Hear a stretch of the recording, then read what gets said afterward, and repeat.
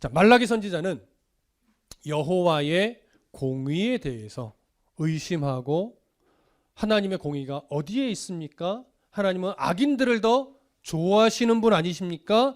라고 원망의 목소리를 높이고 있는 이스라엘 백성들의 죄를 지적했습니다.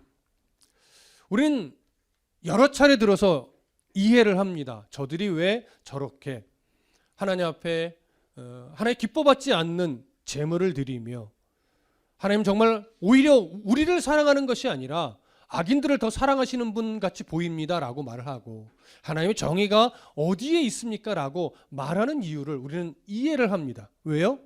포로 귀환하고 100여 년간 그들은 소망을 바라며 성전을 재건했고 소망을 바라며 영적 대각성 운동을 벌였고 소망을 꿈꾸며 성벽도 재건했습니다.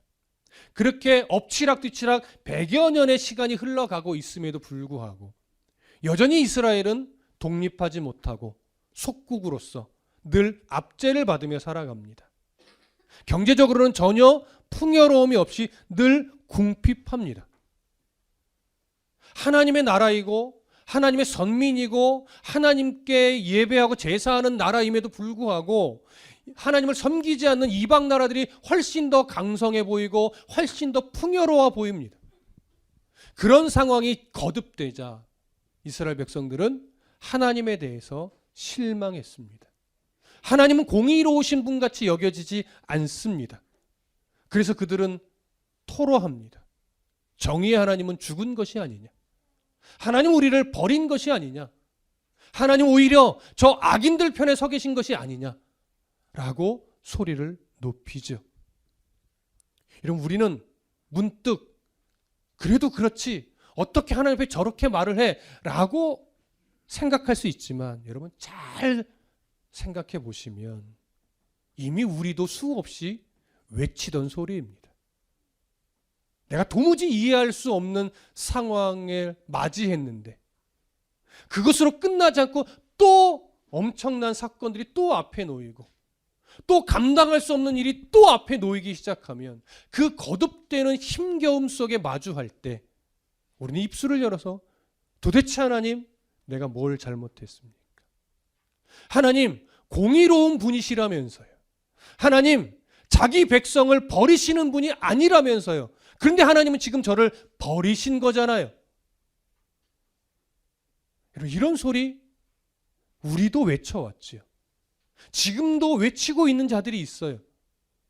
그리고 그런 의문점을 품고 예배하는 이들도 있습니다. 예배하지만 은혜가 안 돼요. 왜? 하나님 앞에 하나님을 향한 실망이 너무 크기 때문에. 이런 일은 이 당시뿐만 아니라 오늘을 사는 우리들도 이미 겪고 있는 부분이고 이미 겪으신 분들도 있고 앞으로도 수없이 겪게 될 상황이기도 합니다. 그러니까 이들의 외침이 결코 이 당시 이들의 어리석음이 아니라 여전히 우리 안에 있었던 어리석음이고 여전히 우리도 앞으로 겪게 될 어리석음의 한 모습인 거예요. 그렇기 때문에 오늘 우리는 이들의 이 외침을 단순하게 저 믿음 없는 소리 이렇게 치부할 것이 아니라 저들이 이렇게 외치게 된 그 외침이 무엇을 보지 못했기 때문에 나온 외침인가? 그리고 저들의 외침을 바라보며 하나님은 무엇이라 말씀하시는가? 그리고 그들에게 어떠한 소망을 보여주고 계시는가? 이걸 확인해야 됩니다. 그래야 앞으로 우리도 이런 상황에 놓였을 때 또 지금 이런 상황에 처해 있다면 다시 믿음의 눈을 열어 무엇을 바라봐야 할지 다시 가슴에 새길 수 있기 때문이죠. 말라기 선지자는 그렇게 정의의 하나님이 어디 계시냐라고 외치는 이스라엘 백성들에게 정의의 하나님이신 우리 여호와 하나님은 절대 너희를 외면한 것이 아니라 그 정의를 실현하고 있는데 어떻게 실현할 것인지 그 큰 그림을 이제 그들에게 전해줍니다. 그 장면을 차근차근 살펴볼 겁니다. 자, 1절 함께 볼까요? 1절 함께 읽겠습니다. 시작. 만군의 여호와가 이르노라.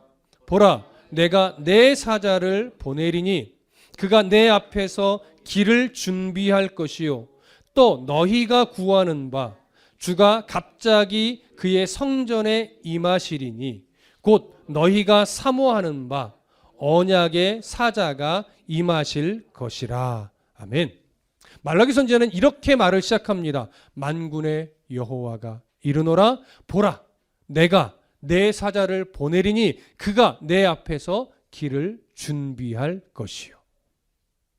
여기서 말라기 선지자가 언급한 내 사자, 만군의 여호와가 준비하여 보내신다라고 말한 내 사자는 누구일까요? 히브리어로 보면 말라키라고 하는 단어인데 보편적으로는 하나님의 일을 대행하는 천사나 하나님의 사명을 받아 일을 하는 어떤 선지자 같은 사람들, 그런 사람에게도 쓰여지는 단어입니다.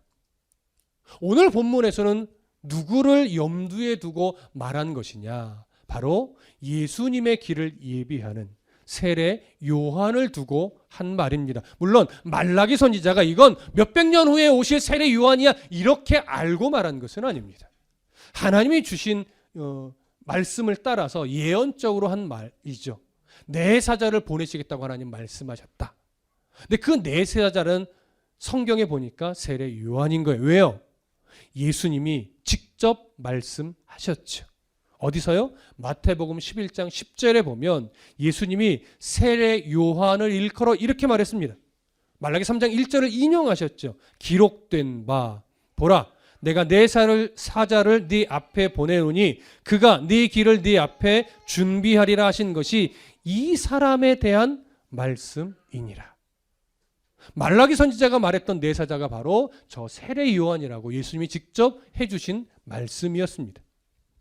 자, 그렇다면 하나님이 세례 요한을 보내신 이유가 뭐라고 합니까? 그가 내 앞에서 길을 준비할 것이기 때문이다라고 하는 거예요. 자, 내 앞에서 길을 준비한다. 이 표현이 본래는 어느 상황에서 쓰여지던 말이냐? 왕이 행차를 하게 되잖아요. 그러면 그 가는 길에 거치는 것이나 장애물이나 대적자가 있으면 안 돼요. 그래서 신하들이 먼저 그 길을 앞서가면서 장애물들을 치우고 대적자가 있나 없나 확인하면서 그 길을 평탄하게 미리 준비합니다. 그래서 왕이 지나가는 거죠. 그렇게 왕이 갈 길을 준비하는 모습을 일컬어 앞에서 길을 준비한다라고 표현하는 겁니다. 그러니까 오늘 세례 요한은 누가 가실 길을 준비한다는 이야기예요? 메시아로 오시는 예수님이 가실 길을 준비하러 먼저 보냄을 받은 자라는 의미예요. 그렇다면 예수님의 길을 준비한다는 것, 예수님이 가실 길을 예비한다는 것 어떤 의미일까요? 바로 말라기 시대의 이스라엘 백성들의 모습을 기준으로 말씀드린다면 그들 안에 가지고 있던 영적인 무감각들, 그리고 하나님의 마음을 헤아리지 못하고 나타났던 삶의 이기적인 태도들, 그리고 하나님에 대해서 실망했기 때문에 나타났던 불의한 행위들, 이런 모습들을 바르게 잡는 거예요. 제거하는 거죠. 여러분, 말라기 시대의 그 이스라엘 백성들이 이런 삶에 오는 실망감으로 인해서 나타난 삶의 이 이기적인 특징들, 그 특징들로 인해서 그들은요, 메시아를 고대하기는 했지만 어떤 메시아를 고대하게 된 거예요? 이 속국으로서 압제받는 이 나라를 독립시켜줄 메시아를 고대하게 된 거예요. 그 상황 때문에. 그리고 너무나 굶주림이 많았기 때문에 그들은 메시아가 이제 오시면 우리를 부자로 풍요롭게 해주시겠지라고 하는 그런 기대를 또 하게 된 거예요. 그러다 보니까 그들은요, 메시아는 이런 분이어야 돼라고 자기들이 그리게 됐어요. 구약 성경에서 어떤 메시아를 보낸다라고 말씀하셨는가, 이거를 헤아리기 전에 메시아가 오시면 이렇게 해주셔야 돼, 우리는 이런 메시아를 기다려라고 우리가 그리게 된 거예요. 독립시켜줄 메시아, 부자로 만들어줄 메시아, 강한 나라로 만들어줄 메시아. 그러니까 정치적인 메시아, 전투적인 메시아, 이런 전사와 같은 그림을 그리고 메시아는 이런 모습이어야 돼라고 자기들이 만들어버렸던 것이죠. 세례 요한의 역할은 뭡니까? 바로 그렇게 왜곡된 메시아를 기다리던 이스라엘에게 메시아는 그런 분이 아니야. 너희들은 메시아가 오실 그 길을 바라보면서 너희들의 심령을 준비하고 너희들의 죄를 인정하면서 그분 앞에 납작 엎드리며 그분을 메시아로 인정해야 된다. 이것을 가르치는 역할이죠. 그것이 바로 세례 요한의 역할이었어요. 바로 그 세례 요한의 길을 이야기하면서 이제 말라기 선지자는 메시아에 대해서 또 이야기를 합니다. 뭐라고 말을 이어가냐면 또 너희가 구하는 바, 말씀드렸죠? 이들은 메시아, 자기들이 구하는 메시아를 이미 그려놓고 있었단 말이에요. 너희들이 구하는 바 주가 어떻게 해요? 갑자기 성전에 임하시리니 곧 너희가 사모하는 바 언약의 사자가 임하실 것이라, 이렇게 말합니다. 여기서 너희가 구하는 바 그 주, 구하는 주님, 그리고 뒤에 말한 언약의 사자 누구일까요? 당연히 메시아로 오실 예수 그리스도죠. 그런데 그 주님이 오늘 성경에 보면 갑자기 임한대요. 이 갑자기가 어떤 의미일까요? 빨리 오신다는 얘기일까요? 아니요. 아무도 예상치 못할 때, 아무도 생각하지 못할 때 갑자기 온다는 얘기예요. 불현듯. 근데 중요한 것은 갑자기 오시는 그 메시아를 이스라엘 백성들이 알아본다는 거예요? 못 알아본다는 거예요? 못 알아본다는 거예요. 그래서 성전에 임한다고 표현을 하는데 이 성전에 임한다는 게 어떤 의미냐라고 할 때 사실은 정확하게 알기 어렵습니다. 어떤 학자는 예수 그리스도의 성육신을 표현한 것이다 이렇게 말하기도 하고, 어떤 학자는 예수님이 유아 시절에 성전에 올라갔던 적이 있는데 그때 그 상황을 말하는 것이다 이렇게 말하기도 하고, 예수님이 공생의 사역을 시작하시면서 성전에 올라가서 청결 사역을 하신 적이 있잖아요. 그 청결하게 만드는 그 사건을 의미하는 것이다 이렇게 말하기도 합니다.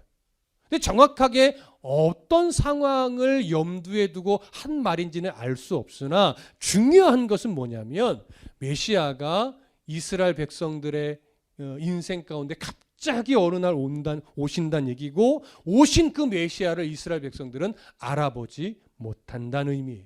그것이 강조점입니다. 그렇게 오시는 메시아에 대해서 말라기는 또 이렇게 부연합니다. 곧 너희가 사모하는 바 언약의 사자가 임하실 것이라. 자, 언약의 사자라고 표현해요. 이 언약의 사자라는 표현이 어떤 의미일까요? 이 표현은요, 시내산 언약과 사실은 대조를 이루는 표현입니다. 하나님께서 모세를 통해 시내산에서 언약을 맺으시면서 무엇을 주셨어요? 율법을 주셨어요. 이 언약은 율법과 함께 맺어진 것인데, 이 언약을 통해서 이스라엘은 누구의 백성이 됐어요? 여호와 하나님의 백성이 됐어요. 그 언약을 맺으시면서 이스라엘의 하나님이 되어주셨는데, 이스라엘의 하나님이 되어주셨다고 해서 이스라엘 백성들이 가지고 있는 원죄의 문제가 해결이 됐습니까? 아니요, 해결된 것이 아니에요. 해결된 것이 아니기 때문에 뭘 준 거예요? 율법을 주신 것이고 제사라는 제도를 주신 거예요. 그래서 제사라는 제도를 통해서 한시적으로 계속 죄의 문제를 해결해 하면서 누구를 기다리라는 거예요? 그 죄의 문제를 완전하게 영원히 해결해 주실 메시아를 기다리라는 거예요. 그래서 율법을 통해서 구원에 이르라는 것이 아니라 율법을 통해서 내가 죄를 이길 수 없는 존재라고 하는 것을 확인하라는 것이고, 그 죄를 발견하고 죄에 대한 부분을 제사를 통해서 해결하면서 이 더 이상 제사를 드리지 않아도 되도록 이 죄의 문제, 율법이 올무잡고 율법이 죄의 책임을 묻는 이 문제를 완전하게 해결해 주실 율법의 완성자 메시아를 기다리라는 거죠. 무슨 말씀 이해되십니까? 그래서 율법을 신학적으로는 옛 언약이라고 표현을 해요. 그리고 예수님은 이 땅에 오셔서 십자가에서 자신의 피를 흘려 생명을 내어주심으로 말미암아 율법이 지향하고 있는 이 율법을 뭐 했어요? 완성하셨어요. 완성하시면서 우리를 율법의 올무, 죄의 책임에서 자유하게 해방시켜 주셨어요. 왜요? 예수님이 다 지불하셨으니까. 예수님이 그 모든 죄의 책임을 다 해결해 주셨으니까. 그러면서 우리를 이제 옛 언약을 완성시키면서 새 언약을 주셨어요. 그래서 그 새 언약으로 대표되는 말씀이 뭐예요? 너희는 서로 사랑하라. 어떻게 했듯이 내가 너희를 사랑했듯이 너희도 서로 사랑하라라고 하는 이 한마디로 이제 새 언약을 주신 거예요. 우리는 하나님의 놀라운 사랑을 받아서 하나님 나라의 백성, 천국의 시민이 됐어요. 죄의 문제를 완전하게 해결함 받았어요. 예수 그리스도의 십자가 보혈의 은혜로 말미암아. 그렇기 때문에 우리는 이제 완성된 율법을 통해 예수 그리스도 안에서 새 언약을 받은 새 언약 백성이 된 것이죠. 바로 이 일을 준비하기 위해 예수님을 메시아로 보낼 건데, 그래서 그 메시아를 뭐라고 표현한 거냐면 언약의 사자라고 표현한 거예요. 옛 언약을 완성하여 새 언약을 우리에게 주실 분이라는 의미죠. 여러분 이것만큼 이스라엘 백성에게 중요한 것이 있을까요? 없어요. 이것이 이스라엘 백성의 지금 눈앞에 보이는 현실보다 더 중요한 거예요. 하나님 지금 왜 침묵하고 계시느냐? 바로 이 중요한 일을 준비하고 계시는 거예요. 그 주님이 오실 때까지 이제 하나님은 이스라엘을 버리고 외면하는 것이 아니라 어떤 일을 이제 행할 것인가, 이제 그 부분을 말라기 선지자를 통해 말씀해 줍니다. 자, 찾아볼까요? 3장 2절을 봅니다. 본문으로 돌아가셔서 3장 2절 함께 읽습니다. 시작. 그가 임하시는 날을 누가 능히 당하며 그가 나타나는 때에 누가 능히 서리요. 그는 금을 연단하는 자의 불과 표백하는 자의 잿물과 같을 것이라. 자, 이제 정의가 어디 있습니까? 라고 반문했던 이스라엘 백성들에게 조금씩 답이 되는 이야기를 이제 끄집어냅니다. 1절이 예수님의 초림에 초점을 맞춘 표현이라면 이제 2절은 예수님의 재림에 초점을 맞춘 표현인데, 여기 보면 무슨 말하냐면 그가 임하시는 날을 누가 어떻게 한대요? 누가 능히 당하니에요. 이게 바로 이스라엘 백성들이 말하는 악인들을 대상으로 하는 거예요. 하나님을 섬기지 않은 악인들. 그들이 지금은 득세하는 것 같고 지금은 세상 권세를 붙잡고 세상을 좌지우지하는 것처럼 보일지 모르지만 주님이 재림하여 이 세상에 마지막 심판하는 날 누가 능히 그 앞에 서겠느냐? 누가 능히 자신의 군사력을 가지고 하나님을 대적하며 자신의 부를 가지고 하나님을 대적할 수 있겠느냐? 이 얘기를 하는 거예요. 그러면서 또 똑같은 말 하죠. 그가 나타나는 때에 누가 능히 서리요. 어떤 악인도 이제 그때가 되면 온전히 설 수 있는 악인은 하나도 없다. 너희들의 불만을 갖고 정의가 어디 있냐라고 말하고 하나님은 악인의 편에 서 계신 것 아니냐라고 어그러진 소리를 내뱉었지만 그들의 최종 결과는 주님이 마지막 심판하실 때 정확하게 드러날 거다. 하나님의 공의는 결코 사라진 것이 아니다. 이 얘기를 하고 싶은 거죠. 자, 그러면서 이제 잘 들으세요. 2절 중간부터 이렇게 말합니다. 그는 마지막 심판하실 그 하나님은 금을 연단하는 자의 불과 표백하는 자의 잿물과 같을 것이라. 다시 말하면요, 주님이 마지막 심판하실 그때까지 하나님이 역사를 계속 섭리하여 이끌어 가실 건데, 그 인간의 역사를 어떻게 이끌어 갈 것이냐면 금을 연단하는 불처럼 세상 역사를 이끌어 갈 것이고, 표백하는 자의 잿물처럼 세상 역사를 주관할 거라는 거예요. 자, 이게 무슨 의미냐? 우선 생각해 보십시다. 금을 연단하는 자의 불. 여러분, 어떤 상징적 의미가 이 안에 담겨 있을까요? 여러분, 이런 얘기는 잘 많이 들었잖아요. 금 안에 불순물이 들어있어요. 원광석을 캐면 당연히 순수한 금만 있는 것이 아니죠. 그럼 그 불순물을 없애고 순수한 금만 얻으려면 어떻게 해야 돼요? 왜? 강력한 불을 속에 넣어야죠. 용광로 속에 넣어야죠. 그래서 다 녹여야죠, 불순물을. 그럼 마지막에 뭐만 남는 거예요? 순수한 금만 남는 거예요. 그래서 불은 금을 넣는 그 불은 순수한 금을 얻기 위한 뭐예요? 도구일 뿐이에요. 그러면 잿물을 옷감에 넣는 이유는 뭐예요? 옷감에 묻은 그 더러운 때들을 분해시키고 없애서 깨끗하게 옷감을 만들기 위해서 잿물을 사용하는 거예요. 그러니까 잿물이 중요해요? 깨끗해지는 옷감이 중요해요?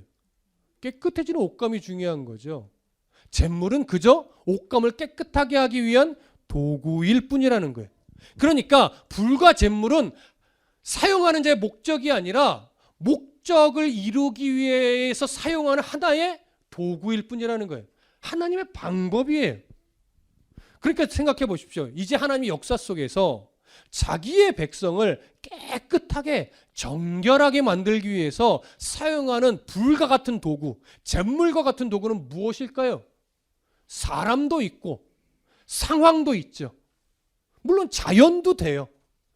하나님이 불처럼 잿물처럼 사용하는 도구는 다양합니다. 말라기 시대로 비유하자면 하나님은 그들이 말하는 악인들, 그들이 부러워하는 악인들, 그 악인들의 형통을 부러워하고 있지만 그 악인들은 그저 하나님 앞에 뭐일 뿐이에요? 이스라엘 백성을 정결하게 만드는 도구일 뿐이에요. 그저 도구일 뿐인데 그들이 지금 도구로서 조금 득세하고 있다고 이스라엘은 하나님을 놓치고 그들의 형통을 뭐 하는 거예요? 부러워하는 거예요. 이게 안타까운 거죠. 메시아이신 예수님이 재림하시는 때 마지막 심판이 시행되면 그들이 부러워하던 어떤 악인도 제대로 서 있을 수 없어요. 마지막 심판으로 인해서 멸망에 처하게 되기 때문에 그렇습니다. 이것이 하나님의 정의예요.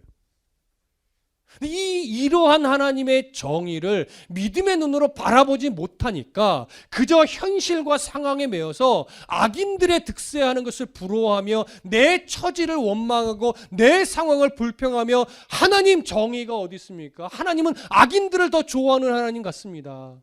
왜 내 편은 안 들어주세요? 이렇게 말하게 되는 거죠. 그렇게 말하는 힘겨운 상황들은 이해하나 여러분 인정할 수는 없는 거예요. 왜요? 하나님의 더 높고 크신 뜻을 바라보지 못하고 내뱉은 말이니까. 오늘 우리의 상황도 똑같습니다, 여러분. 여러분, 참 하나님의 마음을 이해할 수 없는 때가 많잖아요. 여러분, 모든 상황이 다 이해가 되십니까? 모든 상황 속에 딱 놓일 때마다 다 하나님의 뜻이 있겠죠라고 넉넉하게 받아들여지십니까? 그러시다면 참 대단하신 겁니다. 정말 대단하신 겁니다. 그런데 남의 이야기일 때는 그래도 믿음의 눈으로 바라보세요라고 말하게 되지만 그 남의 이야기가 내 이야기가 될 때는요, 알면서도 그렇게 안 되잖아요. 알면서도. 몰라서 안 되는 게 아니잖아요. 아는데. 머리로는 아는데 그 하나님의 섭리가 가슴으로 인정이 안 된단 말이에요. 그러니까 겉으로는 하나님이 다 아시겠죠. 하나님이 전능하신 분이잖아요. 라고 입술로는 말할지 모르지만 그것이 정말로 가슴으로 인정되기까지는 오랜 시간이 걸립니다. 오랜 시간이. 그것이 이상한 것이 아니에요. 하지만 이상한 것이 아니고 당연한 반응이기는 하지만 끝내 우리는 믿음의 눈을 들어야만 해요. 끝내. 그게 얼마나 걸리게 될지 모르겠어요. 여러분, 믿음으로 좀 바라보세요라고 아무리 옆에서 말해도 가슴으로 인정이 되지 않을 때는요, 그게 안 되는 거예요. 하지만 분명 그 믿음의 눈이 열릴 때가 옵니다. 왜요? 하나님이 그렇게 섭리하실 것이니까. 오늘 이제 그 약속까지 해주실 거예요. 거기까지 여러분 우리 보게 될 거예요. 3절 봅시다. 말라기 3장 3절 함께 읽습니다. 시작. 그가 은을 연단하여 깨끗하게 하는 자 같이 앉아서 레위 자손을 깨끗하게 하되 금, 은같이 그들을 연단하리니 그들이 공의로운 제물을 나 여호와께 바칠 것이라. 잘 보세요. 하나님이요, 이렇게 말하지 않아요. 너 나의 섭리를 기다리지 못하고 인정하지 못하고 왜 그렇게 계속해서 어그러진 소리만 내뱉으냐?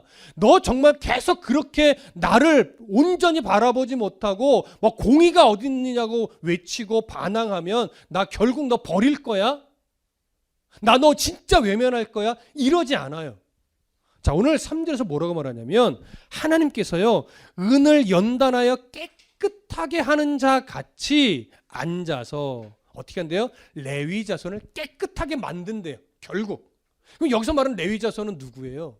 말라기 당시로 가보면 제사를 어그러뜨렸던 종교 지도자들이에요. 하지만 종교 지도자들만 말하는 거예요, 지금? 아니에요. 그들을 대표로 해서 당시 이스라엘 백성 전체를 말하는 것이고, 오늘날로 오면 예수 그리스도를 주로 고백하는 믿음의 백성도 우리 모두를 다 이야기하는 거예요. 우리 모두 믿음의 백성도 하나님의 자녀들을 하나님은요, 연단하시는데 결국 깨끗하게 만드실 거래요.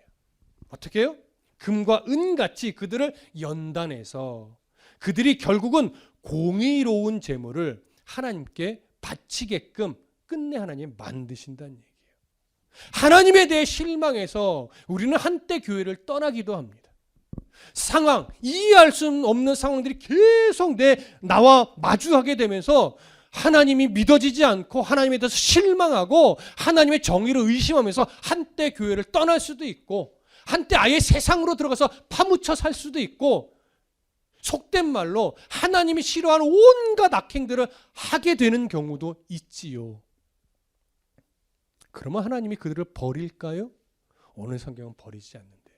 끝내 불을 사용하고 잿물을 사용해서 어느 때가 되는지는 알 수 없으나 끝내 그들이 하나님 앞에 하나님이 기뻐 받으실 만한 제물을 드리게 되는 날이 오도록 하나님이 끝내 만드신다는 얘기예요.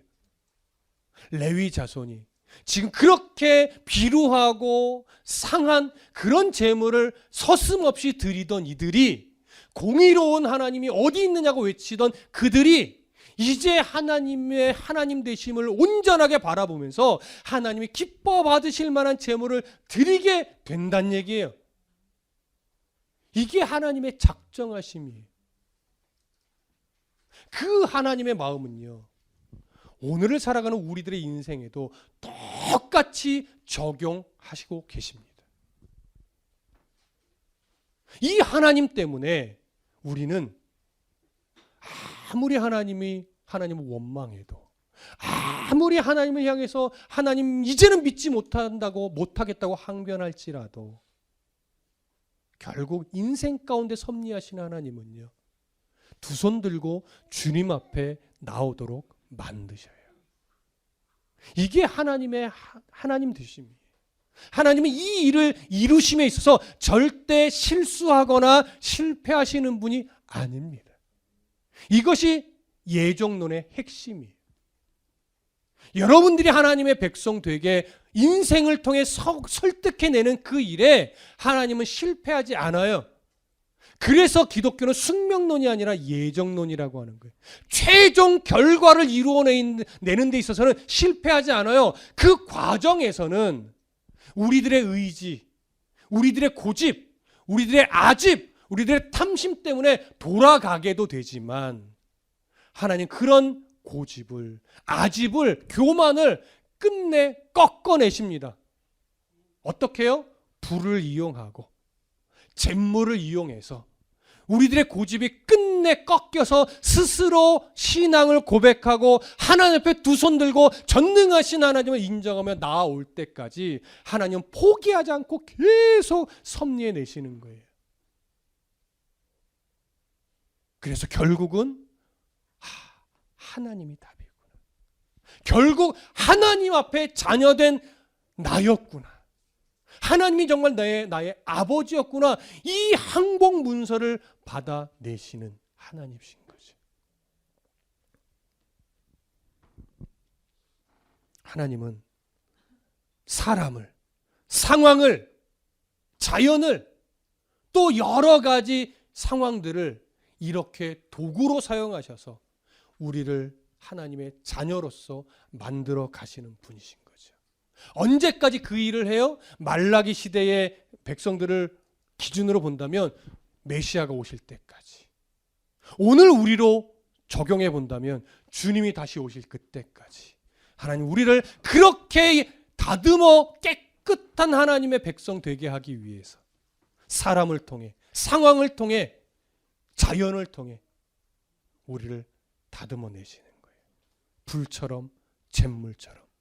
근데 우리는 그 과정이 너무 힘들고 그 과정이 이해가 안 될 때가 많으니까 믿음의 눈을 들어 하나님을 보기보다 그 상황만 바라보고 원망하고 불평하고 하나님을 이제는 신뢰하지 못하겠다라고 항변하기도 하는 거죠.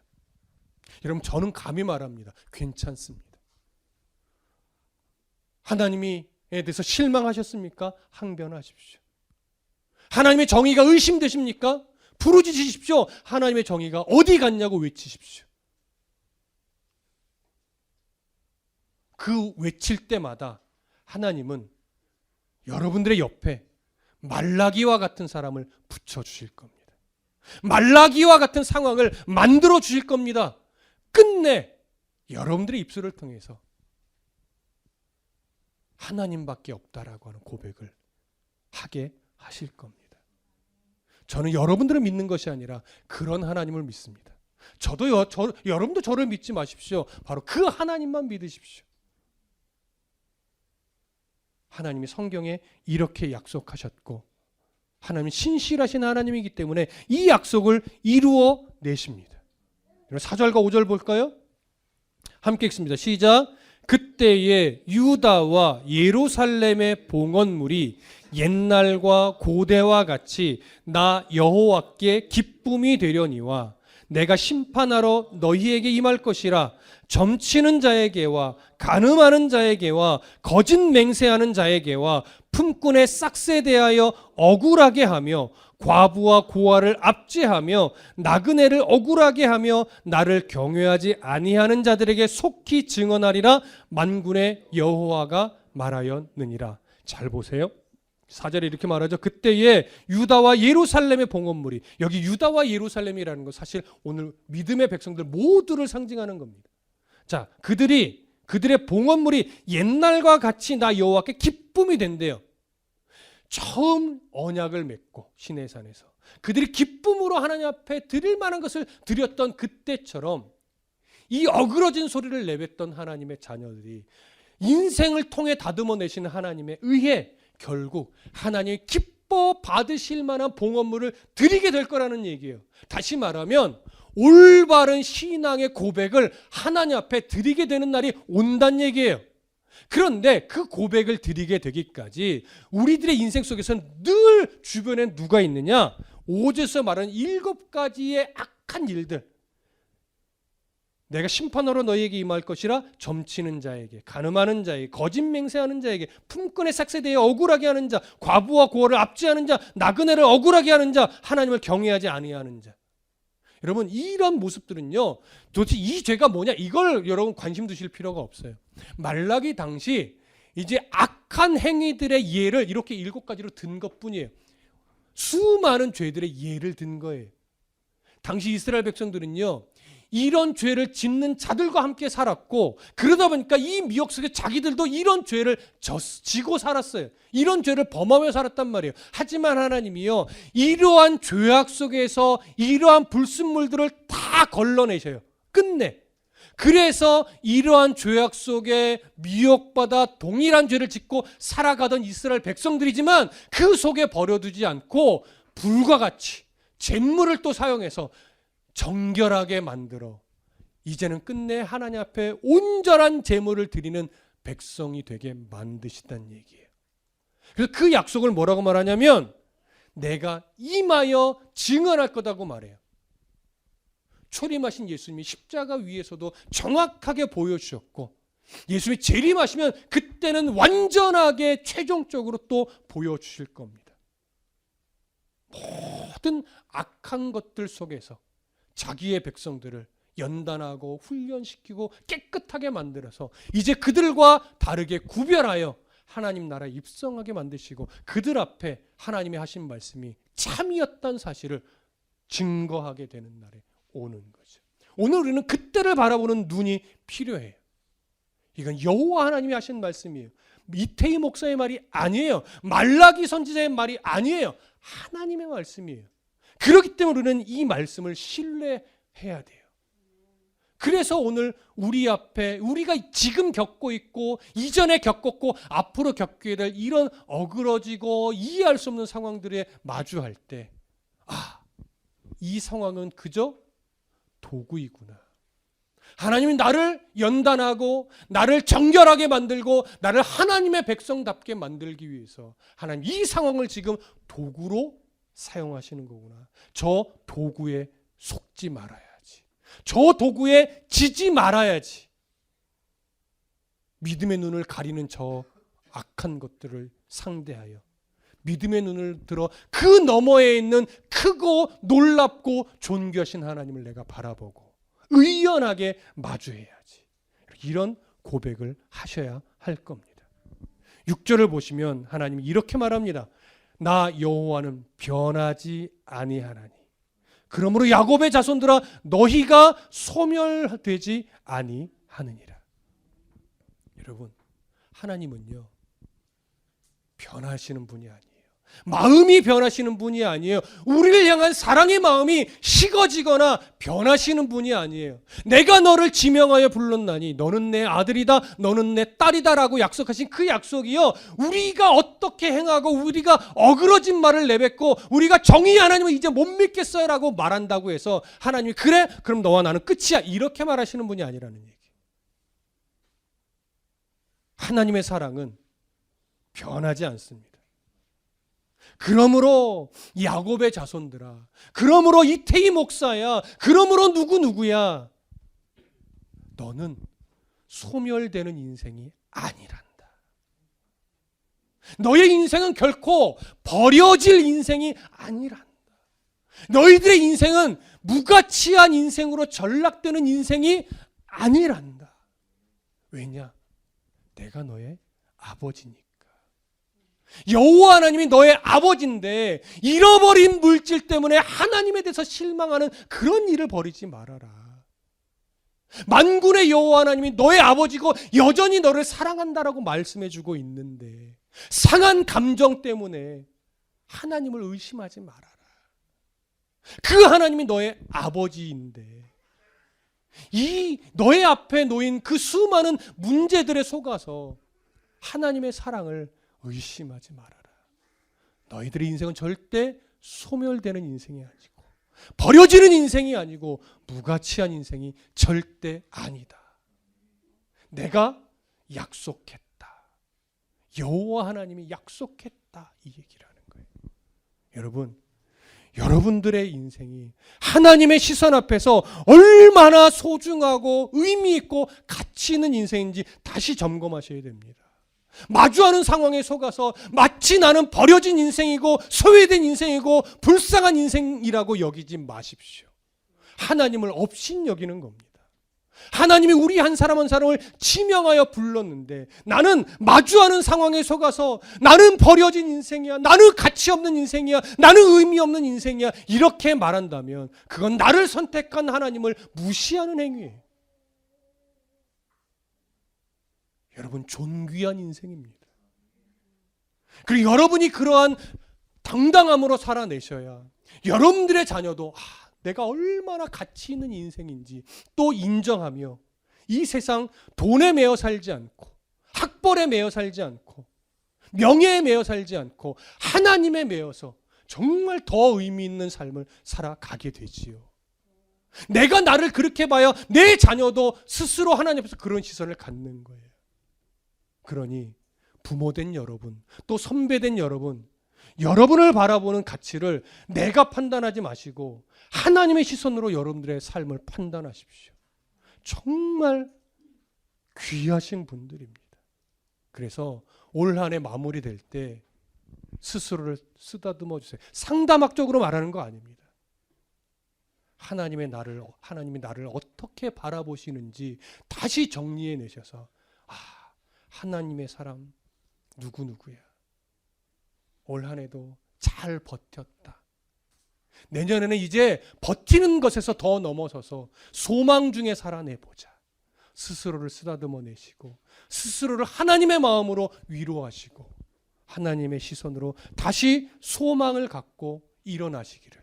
그래서 2023년도에는 나를 바라보는 시선이 2022년도와 더 달라지시기를, 정말로 이제는 가치 있는 인생의 걸음을 더 구체적으로 걸어가시기를 소망하고 축복합니다.